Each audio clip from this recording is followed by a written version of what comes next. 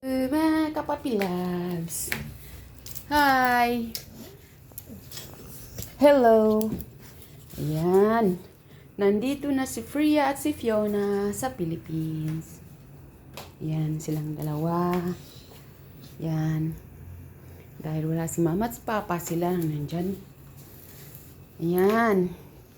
Nagluluto kami ng chicken. Paborito nila sa dinner. Sa meals. Fiona, she's trying to help me. So, we prepared squash na.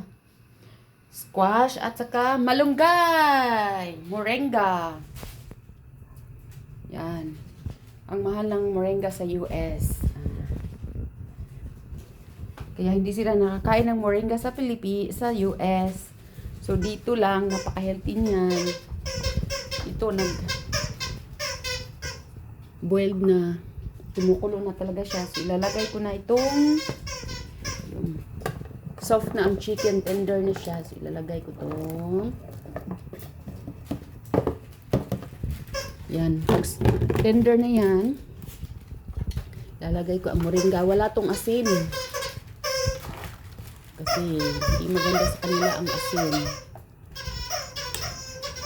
Hindi ko pa kinuha na ng buto kasi masarap ang sabaw ng buto. So, mamaya, himay-himayin ko to para hindi sila sa Bisaya pa mabukog.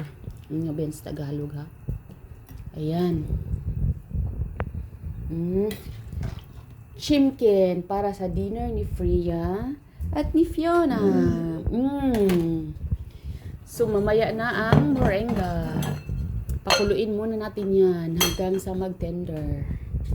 Hi! So, lalagyan ko rin ng eggs, 3 eggs para mas marami ang protein. Maraming vitamins. Ayan. Ang bed nila, so, hindi kami masyado nakalabas today kasi maulan. Yan, so far, okay naman sila dito. Thanks God. So, together again kami tatlo.